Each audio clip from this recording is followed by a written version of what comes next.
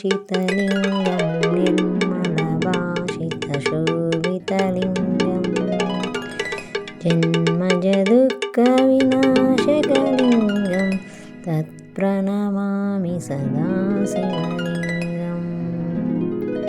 देवमुनिप्रवरार्चितलिङ्गं कामदहनकरुणाकरलिङ्गं रावणदर्पविनाशकलिङ्गं तत्प्रणमामि सदा शिवलिङ्गम्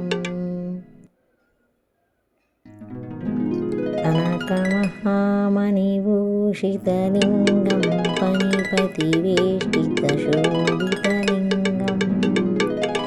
दक्षसुयज्ञविनाशकलिङ्गं तत्प्रणमामि सदा शिवलिङ्गम्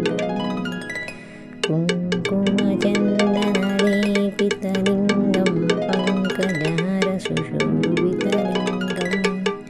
सञ्चितपापविनाशनलिङ्गं तत्प्रणमामि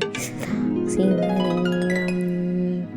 देवगणार्चितसेवितलिङ्गं भावैर्भक्तितभिरेव च लिङ्गं दिनकरकोटिप्रभाकरलिङ्गं तत्प्रणमामि सदा शिवलिङ्गम्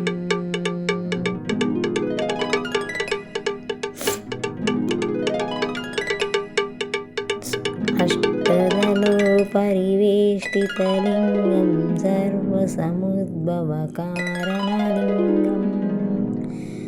अष्टदरिद्रविनाशनलिङ्गं तत्प्रणमामि सदा शिवलिङ्गम्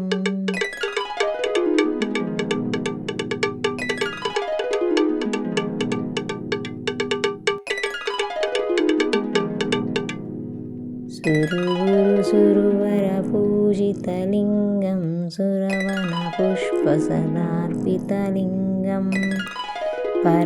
परमात्मकलिङ्गं तत्प्रणमामि सदा शिवलिङ्गम्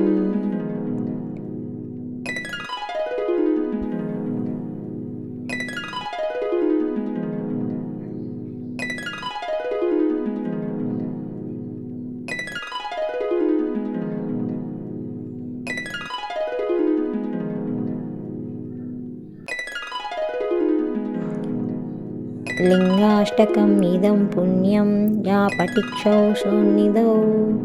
शिवलोकमवोत्पुनति शिवेन सह मोदते।